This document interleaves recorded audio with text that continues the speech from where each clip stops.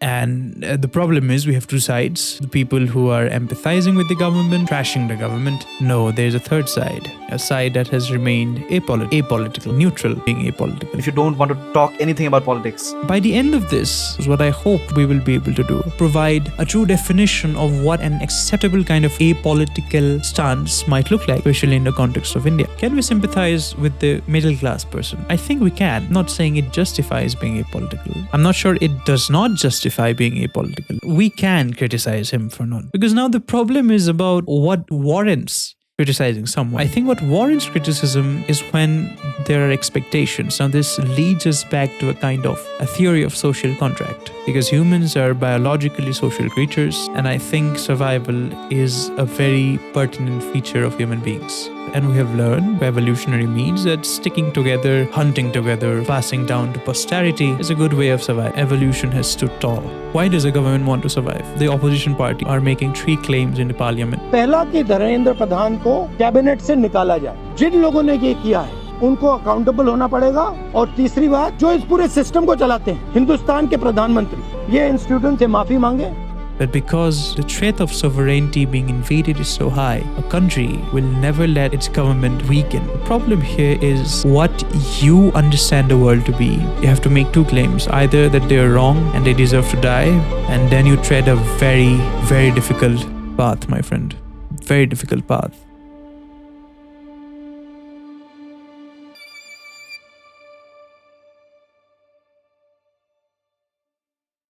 Ladies and gentlemen, I welcome you to the Das Word. My name is Rhytham Das. Without taking much of your time, it might help for me to clarify what this video is going to be about. And it is going to be about a particular type of perspective, a particular type of stance that you can take in what is going on in India today. Protest against the government. And I mean, now the question is, what specifically about this protest? Because, of course, the most common thing to do right now might be to call out the government, like many people have been doing. Or to take a less popular stance is to defend the government, which is, although rare, not unprecedented, not something that is not going on. It is going on. We have 2 major sides. We have the protesters and people who believe in the cause of the protesters, people who believe that the Indian government needs to own up for the mess up, for the debacle that they made with the NEET examination in 2026, whereby the papers were leaked, resulting in the entire examination being cancelled as a result of as a decision made by the Department of Education, led by the educational minister that you know about, which has caused uproar in Indian students, mainly led by scientist Sonam Wangchuk,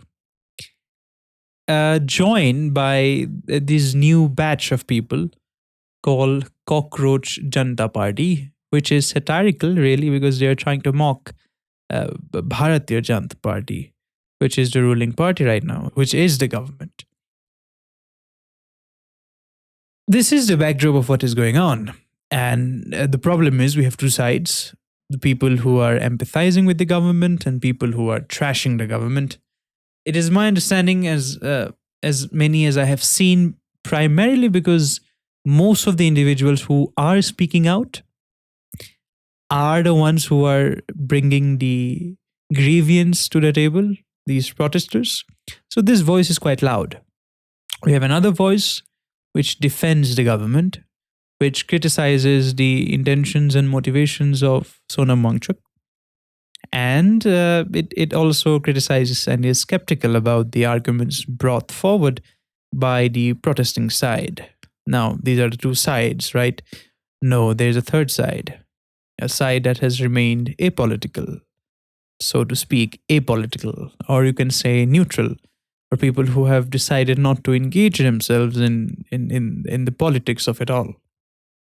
Now, I have observed recently, and this is not the first occurrence, this has happened even before in India, and I suppose in other countries as well, this should be a common norm, whenever big things like these happen, Black Lives Matter happened, protests in India before this, uh, I think one of the things that happen is that the protesters, the one who are raising the grievance against the government, tend to criticize this third party as much as they criticize the government. That is, they criticize people for being apolitical. They hold that if you're apolitical, you're not apolitical. You're just silent and you're siding with the ruling party, or the party that is antithetical to whatever the protesters are protesting about. I recently watched a video, a reel, a short form reel by one of my very close friends. His name is, and he's a prominent streamer in Assam, and might I add, one of the top ranked streamers in India right now. His name is Bondhustreams. In his reel, he said that if you are apolitical right now, if you're not speaking up, I'm not going to be friends with you. If you don't want to talk anything about politics, you're not a friend, brother. You are just an acquaintance মানে আমি log পাম কেতিয়াবা হাঁহি ধেমালি কৰিম, that's it. যদি সঁচাটো সঁচা, ভুলটো ভুল, বেয়াটো বেয়া বুলি যদি তহঁতি মাতিবলৈ তহঁতৰ যদি গাঁৱৰ দম নাই, তেনেহ'লে আম সৰি, কাকো কোৱা নাই যে তোমালোকে গোটেই দিন পলিটিক্স কৰি থাকিব লাগে, গোটেই দিন তোমালোকে আলোচনা কৰি থাকিব লাগে, but be aware what is happening. মানে হৈ কি আছে, ক'ৰবাত যদি ভুল হৈছে, সেই ভুলটোত এটলিষ্ট তোমালোকে মাত মাতিব পাৰিব লাগে যে ঐ ছেট কি বালটো কৰি আছো, ইমানটো ক'ব পাৰিব লাগে। কিয় যদি ভাল হৈ আছে তুমি কোৱা যে ঠিক আছে, ভাল হৈছে, মজা কথা, এইটো মজা কথা, এইটো আৰু হ'ব লাগে, এনেকুৱা হ'ব লাগে। দিছ নিডছ টু বি ডান ভাই। And that hit me because so far I had not given any opinion. Why? I would get to that, but okay, when I watched the video, I did not feel offended. I just felt that, okay, fair. This is a fair criticism. You're telling me, you, along with the other protesters who truly believe in this idea that you do not get to be apolitical, that you have to pick a side, their criticism is this: being apolitical is a privilege. Being apolitical is you siding with the oppressors. Being apolitical is being stupid. These are heavy criticisms, and what I wish to do is examine the credibility and how genuine, how reasonable these criticisms are.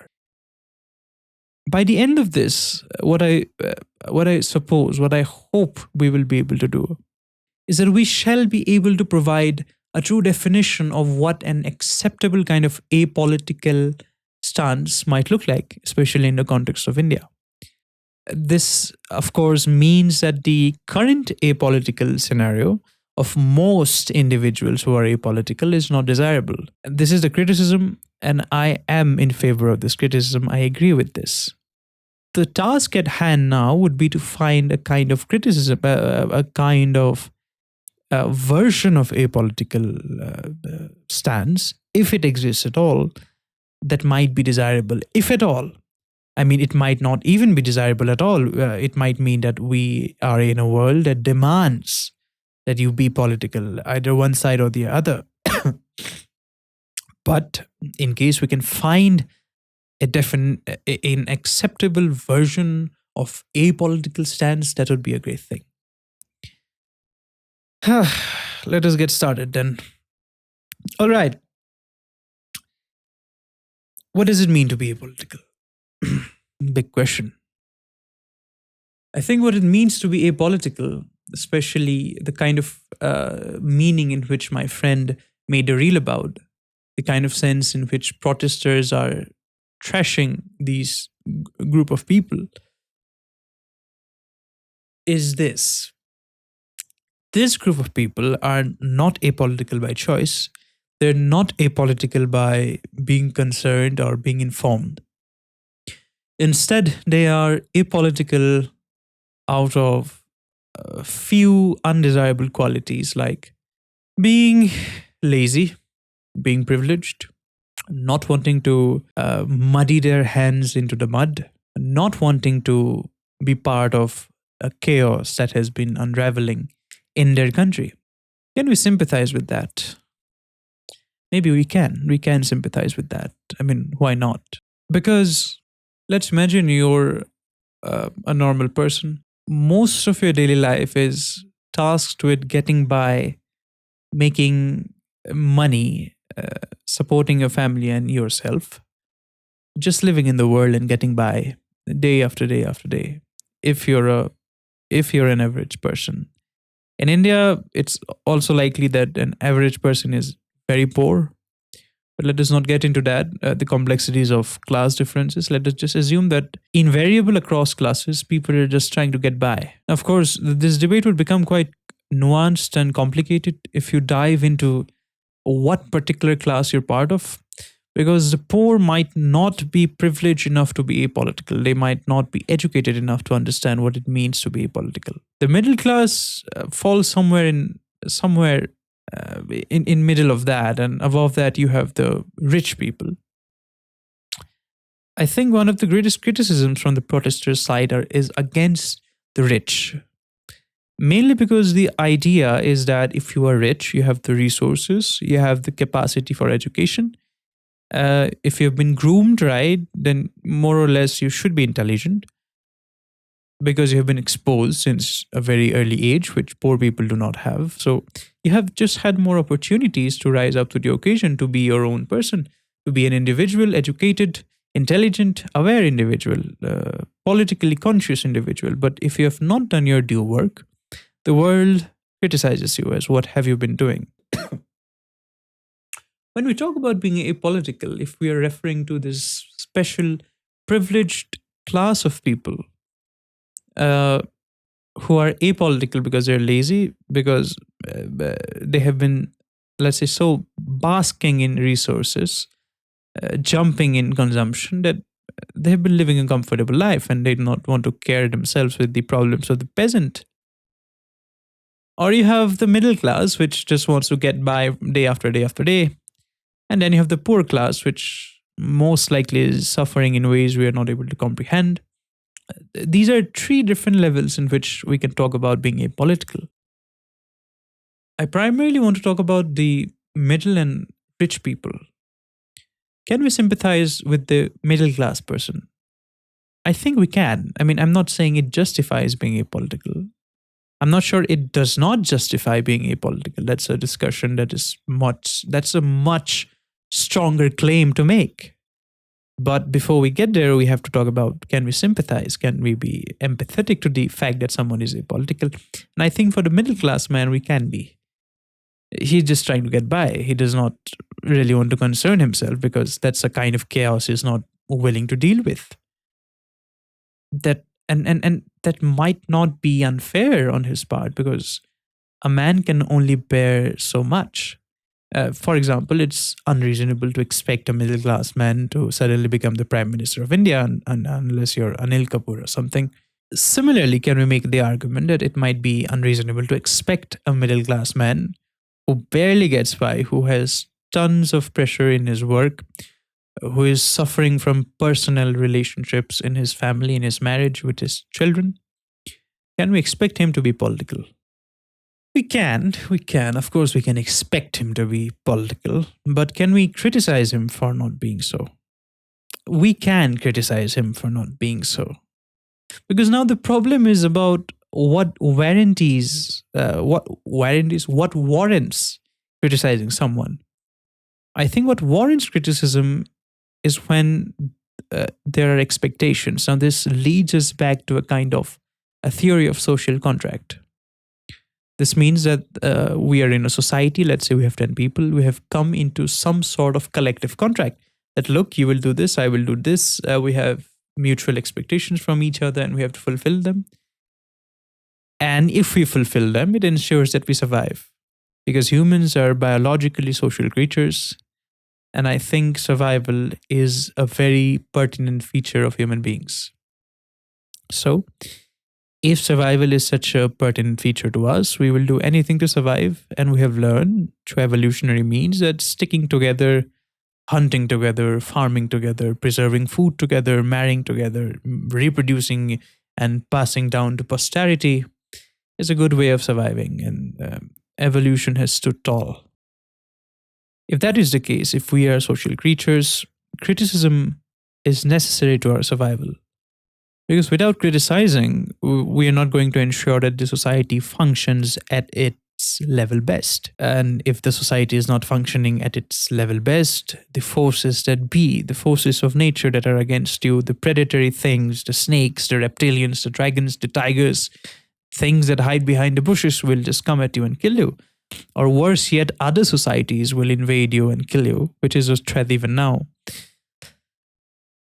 So, if everything traces back to survival, then to survive as an individual, you have to survive at a collective level, and to survive at a collective level, you need to ensure that that the collective level runs efficiently. Now, for the collective level to run efficiently, everyone that is part of the social contract needs to uphold the laws and the agreements of the contract. The problem with if they don't is that things will start to fall apart like a domino effect, and that is not good. That is not desirable in any way. If this is the case, then criticism is an evolutionary thing. It has been with us since time immemorial, and it is not going to go away now. I think this is an argument for why criticizing itself is justified. Now, that is one side. Criticizing, should you criticize someone or something? We have established that the very foundation of criticism is necessary for survival, so we'll grant that survival because we want to survive. If we want to have discussions like these, we will grant that survival is the most important thing, and if you need to survive, you need to, discuss and uphold contracts and criticize those who don't. So criticism is foundationally justified. The problem is this: when is criticism not justified? Well, criticism is not justified if the person or the group or the entity to whom you're providing the criticism to is actually upholding the laws of society, despite you thinking they're not. So, for example, let's say me and my friend, we're in a social contract. It's a society of 3 people. Me and him, we're in agreement to provide. I'll provide him oranges. He will give me apples. I'm not providing him oranges, but he's providing me apples. So that's a violation of the contract. Now he's going to criticize me. But unbeknownst to him, I was actually providing him with peers, which was actually giving him profits that he was not seeing for some reason. It was not in his account. Now, am I liable to criticism? You might make the case that yes, although I was providing him with peers, he was not aware of the fact. So the social contract that I established is not being followed. But something else is going on underneath, but that is hidden, so it's not fair. Okay. That could be a criticism, but then it is not as strong. Because if criticism is based on survival of the society, and that ties back to survival of the individual, there is a subtle point in which we have to deviate in what we think is the survival of the society. And we can go one step further and make a claim that we have to deviate in what is survival of the individual. This is a very difficult point because the problem is this. Let's say I'm criticizing you according to my principles of what I understand society is and how it should function, what the social contracts are. Let us imagine that we have, not imagine, this is the truth, we have come very far from society consisting only of 10 people. We have a society of billions of people. You might even make the case that the entire world is a global village of society, one big society with multiple sub-societies, subdivision of societies as part of this big global society. The problem is this. In this global society, there is not one form of governing principle. There are multiple. We have monarchs, we have religious monarchs, we have democratic republics, democratic nations, federal governments. There are communist governments. The kind of ruling that is being imparted, the kind of philosophy that goes behind what justifies the survival of society is going to differ very heavily globally. The problem is this, that even within a country, let's say a democratic country like India, the interpretations of what it means to be a democratic country are quite capable of being put into debate. The solution to that is to have a written constitution, a written word, a Bible. For states, of course, a constitution is that. This helps because it lays down the principles. But then even, if this solved the problem, we would not be having protests, would we? The problem lies in the fact that the interpretations of constitution is critical. And oftentimes, the legislative and judicial bodies have to interpret what the laws and the rules and the principles written in constitution mean and imply. And this is where things get insanely complicated. Now, if you believe that being apolitical leads to your survival, even if you accept that it does not help the collective. But what you're trying to do instead is that, remember, we tied that individual wants to survive. We have accepted that evolutionary biology is the most prominent thing that we need to take as our foundation. From that, we have deduced that if an individual wants to survive, his best chances are to survive as a collective society. What if, for an individual, whatever a part of the collective is now trying to do is not beneficial to his survival? And I think this is the case for the middle class man who is apolitical. If he's not, then that's a different case. But in our hypothetical model, a person who is apolitical and he is from the middle class, he's just trying to get by day after day after day. For him, it is most likely that survival is tied not to the collective, but to his immediate society and to himself. So first he needs to earn for himself, and that extends to earning for his family, and that extends to his extended family, and then it might include his community that he is part of, and then it might include his district, and then his state, and then his country, and then his international is a far off responsibility. So let's not get there. But in all these levels of magnitude in which you extend from the individual to the family to the society, there are different levels of nuances that needs to be tackled. This makes me think that maybe you can criticize, because we established that criticism itself is valid.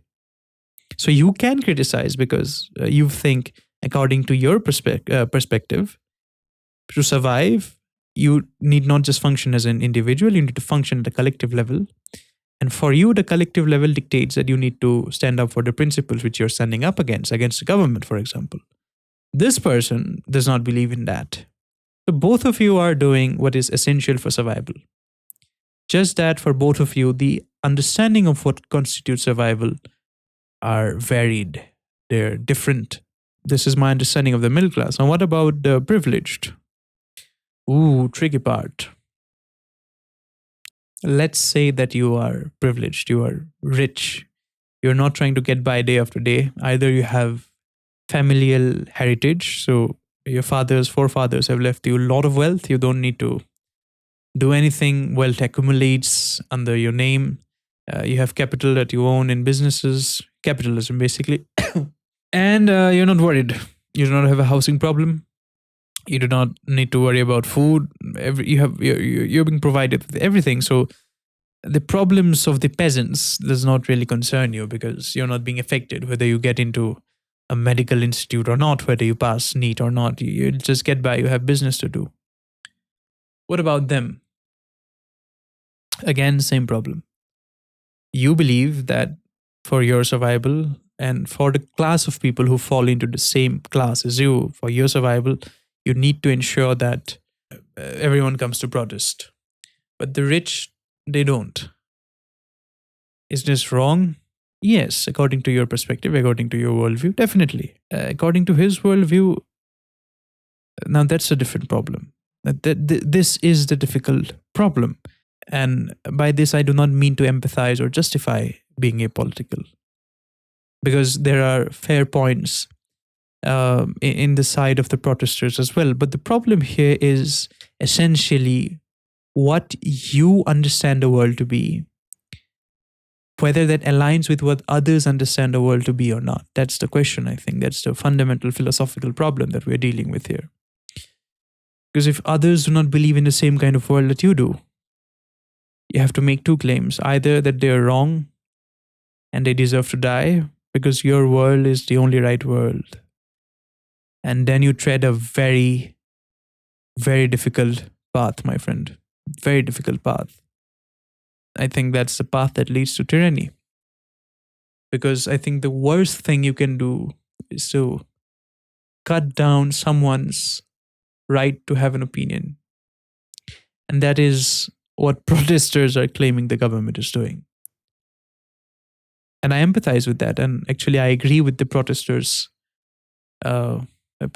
idea. I do believe in the protesters' worldview. And this is the part where I think we discuss about what this person that has been talking to you for a while, what this person's political opinion is. And this is my political opinion. Because being apolitical or being silent is not accepted. So my political idea is this: any party that gets too much into power needs to be checked. Any party, any force that grows too much has a tendency to fall into dictatorship, being authoritarian and tyrannical. Because this brings us to another philosophical problem, which is the problem of why does a government want to survive? The protesters recently, the opposition party as of now, are making 3 claims in the parliament. They're making the first claim that Pradhan, the education minister, has to resign to take responsibility for the huge mess that the administration under him as part of the education department has caused, that led to corruption. There are corruption within intermediate levels of government, which must have caused certain officials to leak the papers to certain privileged students who paid for that paper to be leaked, and then somehow it got spread into Telegram. So definitely it was not, most likely it was not a job by Pakistan as some sort of interagency cop or something, Okay, that's a Dhurandhar joke, whatever. But it's very likely that the reason these things happen, the paper leak happen. The paper leak itself is not the problem. The problem lies in the fact that there are corruption, deeply rooted corruption happening into intermediate levels of the governance. This means that the system is not right, that the people who the people have selected to represent them are not doing their job right. Or the people who are employed by the people who have been selected to represent the people are not doing their job right. The problem is against this, actually. And to ask for resignation is for the government, the person who was supposed to be handling this department, is to take responsibility, is for the government to feel that no, we cannot be lackluster with what is going on. We cannot let corruption run rampant. We have to do something, otherwise the people are going to eat us alive. This is the first claim of the opposition. The second claim that they are making is for Narendra Modi, the Prime Minister of India, to apologize. And third, for government to compensate the people who killed themselves as a result of losing the opportunity for NEET. People who suffered devastating loss. These are the 3 demands. My political opinion is that they are quite fair demands. Quite fair. They are great demands, actually. Because the problem for me is that if a government is given too much space, the government starts growing impeccably arrogant. It starts to believe in its own cause. It starts to justify the means to get to any end. And this is the part where we need to put a checkmate into them, that no, you cannot do that.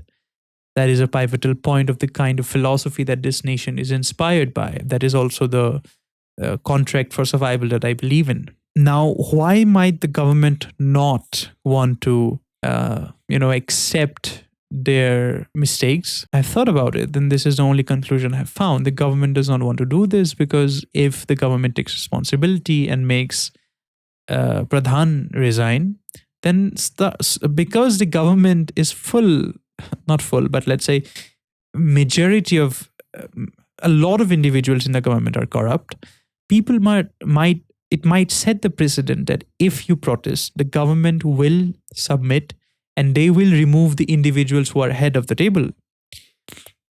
Government is afraid if they set this precedent, if they allow this to happen, what will happen is that people will start doing this for every single individual. Now here's the part where it's get complicated.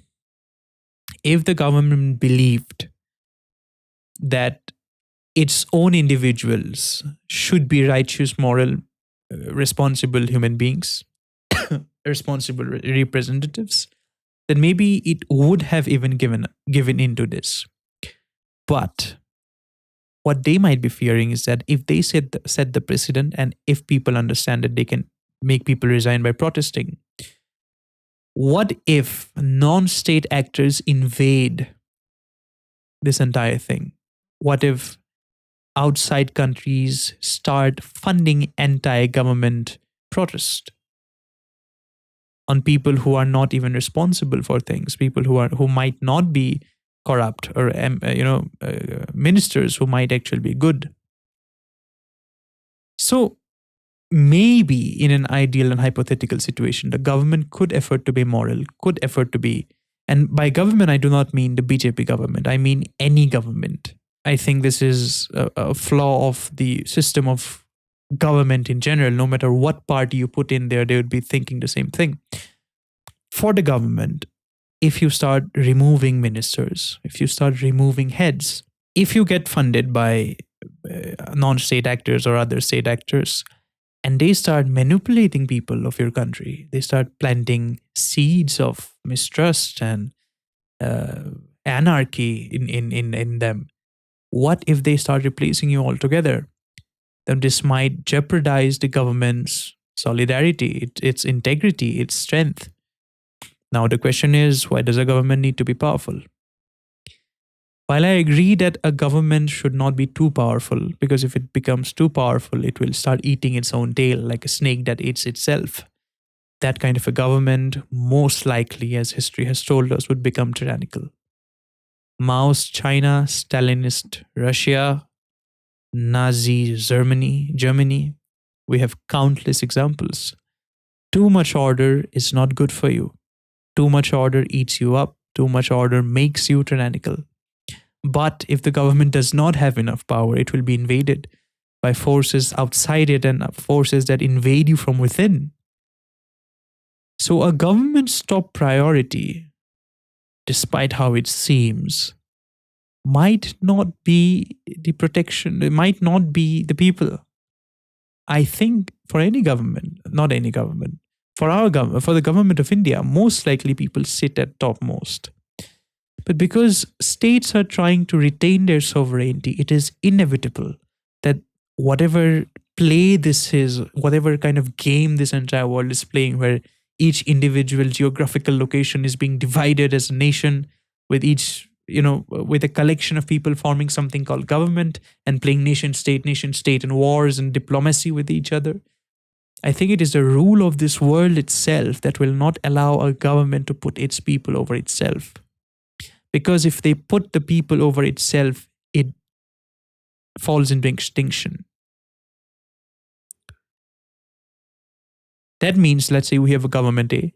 If they put the people above them and the people start betraying them for whatever reason, that government falls. Now, sure, you might make the argument that that is the only righteous thing. And I believe that. I agree with that. But from the government side, whatever this government entity is, it wants to ensure its continued and prolonged survival. It cannot do that if it is replaced. It does not care what government comes next. Although it might say it does, but it most likely does not. It wants to ensure that whatever kind of governance is needed in the future, that governance can be provided by themselves. And if this is the goal of the government will not be likely to give up the heads of the table. And I think this is a stalemate in which we are. People are demanding that government should take responsibility. In an ideal world, maybe the government would take responsibility. But because the threat of sovereignty being invaded is so high, a country will never let its government weaken. I mean, when I say this, I do not mean universally. Of course, a government can fail. Multiple governments have failed, including one of India's neighbor recently. But to the extent, in my theoretical understanding, to the extent possible, it will try to ensure its own survival. And this is a stalemate we are. Because the more a government grows in power, the more corrupt, the more tyrannical it becomes. People rise up to the occasion, they protest. So there's a thesis and then there's an antithesis. And then there's a battle between these two, because this thesis does not want to let go of the power it has because otherwise it might fall. And the antithesis, the protesters, do not want to take the crap that this party is giving them.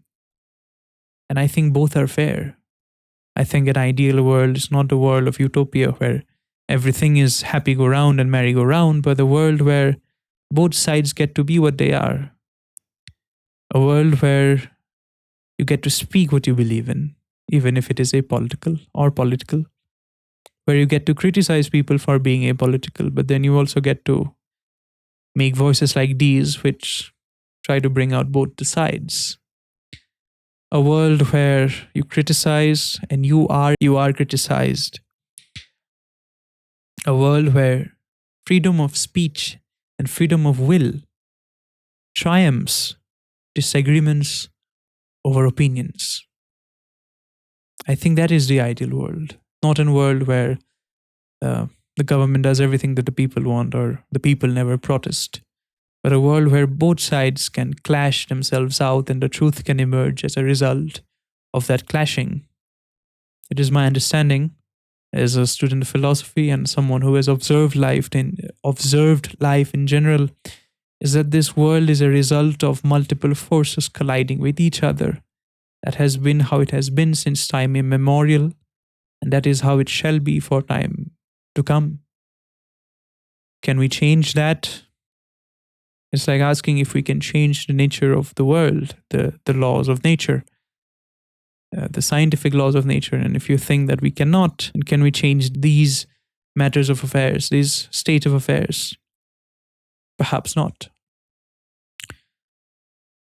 But as limited as we are to create an utopia, we can make sure that a world can foster where each side is allowed tolerance, not intolerance, but tolerance. I think that is an ideal world, a world we should persevere to have. And that is the criticism I have towards protesters who believe that you cannot be apolitical. I think the criticism is right, but the hidden implication in which they say that contains forces of tyranny. They want to almost say as if you do not get to be apolitical because the world which is apolitical is not the world that I live in, is not the world that ensures my survival, so you have to die. This implication is dangerous.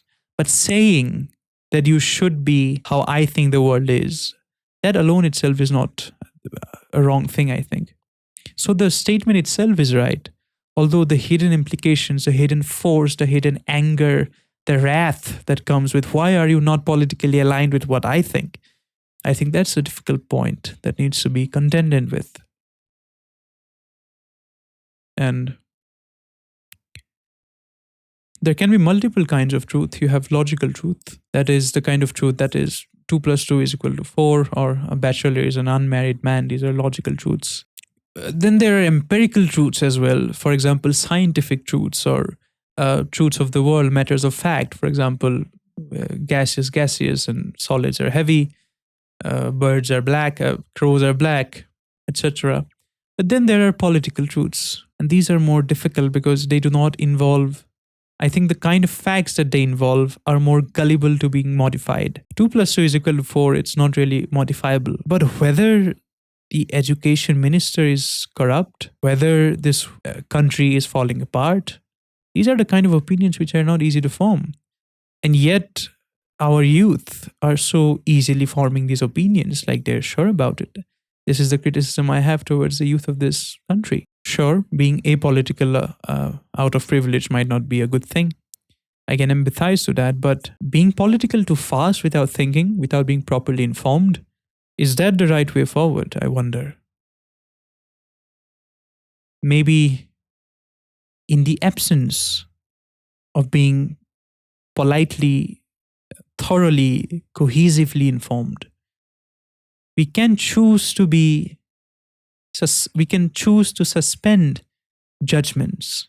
So instead of seeing a political battle, left versus right, protesters versus government, instead of forming an opinion right away, maybe we can wait and think and investigate and form our own ideas instead of being given those ideas by other individuals.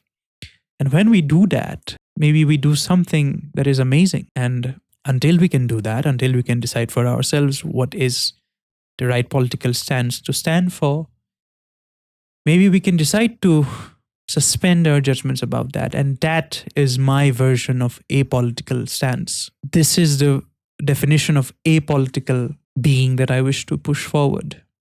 It is not that you simply hide away from the chaos of the world. It is not that you refuse to take responsibility because these are fights of the peasant.